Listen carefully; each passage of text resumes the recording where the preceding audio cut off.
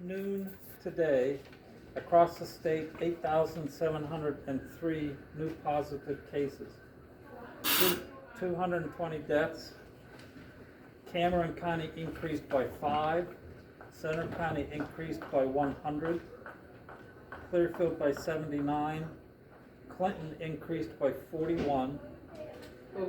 We're now at 1,035 cumulative total. About 185 of those have been in the last 5 days. Elk went up 26, Lycoming 79, Northumberland 58, Potter 12, Tioga 67, Union 30. Local zip codes, Renovo went up 5, we're now at 41. Snowshoe went up 4, Beach Creek went up 3, Lock Haven 24, Jersey Shore 18, Bellefonte 23, State College 21, Loganton 1, and Williamsport 28. Lock Haven University is still showing 1 positive. Their cumulative total is 4.8. University Park is showing a cumulative total of 5,012. 85 of those are currently positive. There are 0 in quarantine and 4 in isolation. They're waiting for 23 test results.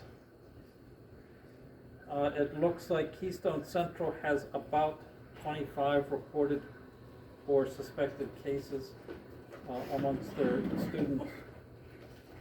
Positivity rates are still the same as earlier in the week, so Clinton is still at 15.8. Center is at 7.3, like Cummings at 15.1. Looking at hospital preparedness, in Clinton County, there are 15 hospitalized COVID patients, which basically means there are 15 COVID patients hospitalized in Lock Haven Hospital. In Lycoming County, there are 88 hospitalized COVID. 11 are in the ICU, 6 are on vents. Center County has 38, which would be Mount Nittany, 3 in ICU, 2 on a vent, and Montour, which includes Geisinger, has 129, 30 in ICU beds, and 16 on ventilators.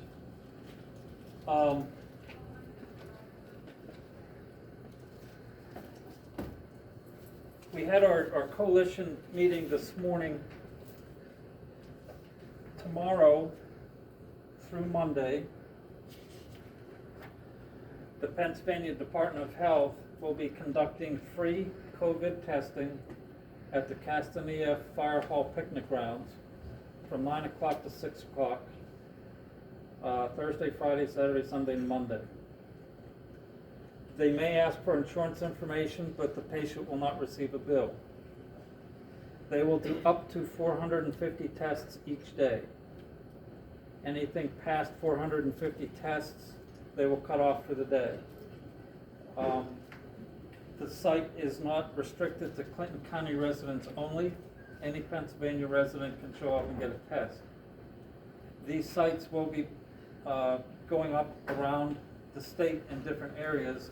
As we become aware of them, we'll post the information on the webpage so everybody knows where they're at. So if you have someone that's concerned but they don't qualify to get a test normally, this is an option.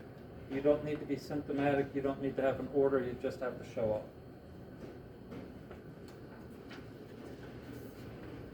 up. We talked last week about Fulmers.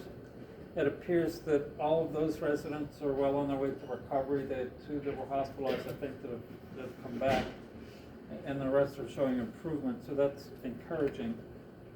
There was an article in the Lock Haven Express today about the prison.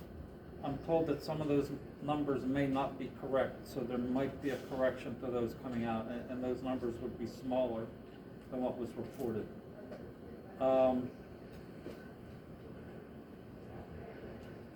Pennsylvania State Police have started enforcing masking requirements. Their criteria to respond to a call is that the owner of the business or the manager on duty at the time needs to call and report the incident. They will then report or respond and do one of a couple of things. They will ask the person to comply. If they don't comply, it's up to the business then to decide, do you want us to remove them? Do you want to press charges, all that stuff. They said most of their responses at this point have been to Walmart. Walmart's only intention so far has been just put your mask on. They don't want to make it any bigger of an issue than that. We continue to see significant increase in the number of COVID cases.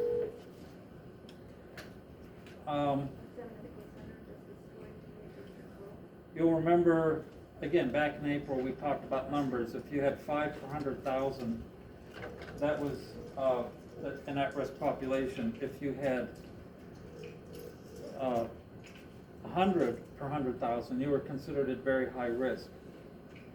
For the last 3 days, Clinton County has been above 1,000 per 100,000 population positive for COVID. That's 10 times what was considered extremely high back in April.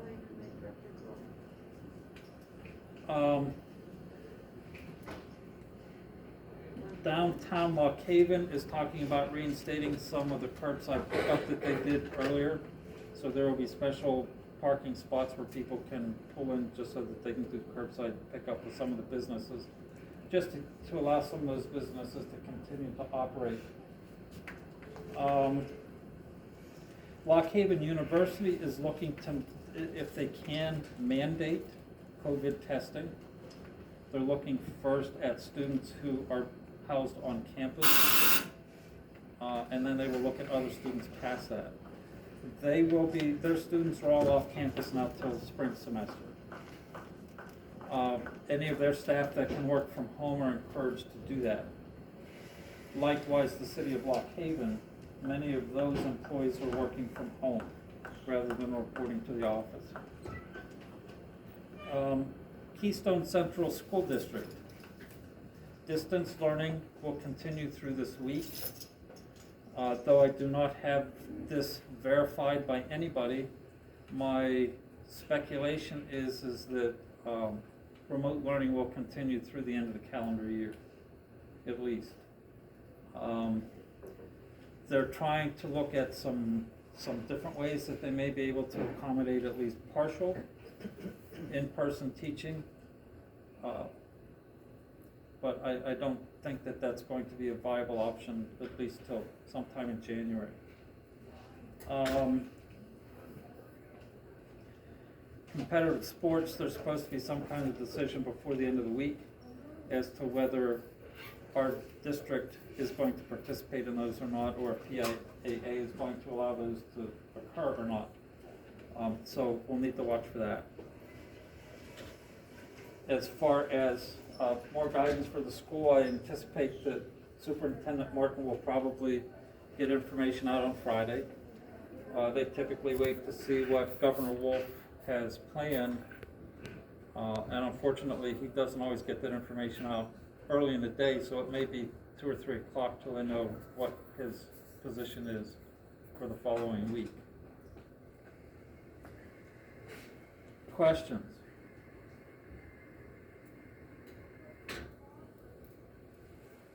As we've talked about the last couple of days, based on the positivity rates, we're looking at doubling our testing efforts beginning next week, so staff will be tested twice every week. We will cut back on resident testing, and we will only test residents who have been out of the facility or residents who are symptomatic.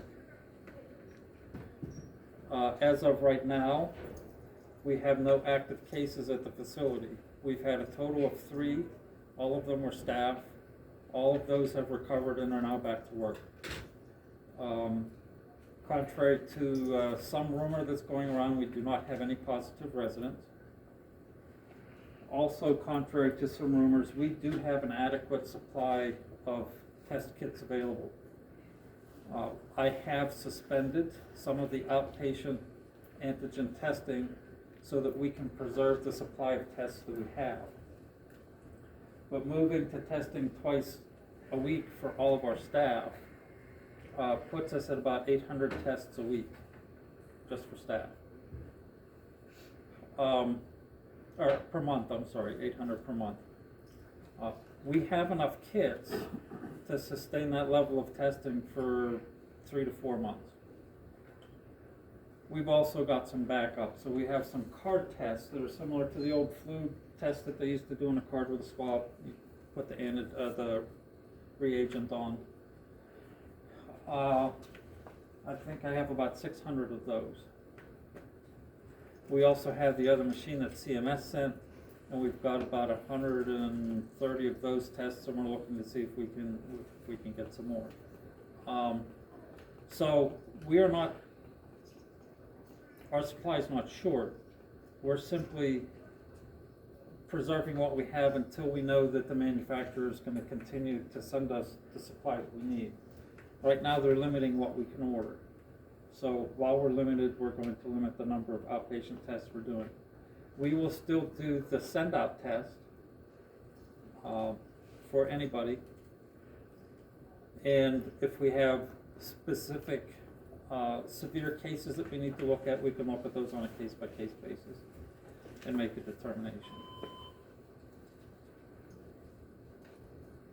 Questions? All right, that's all I have. Thank you.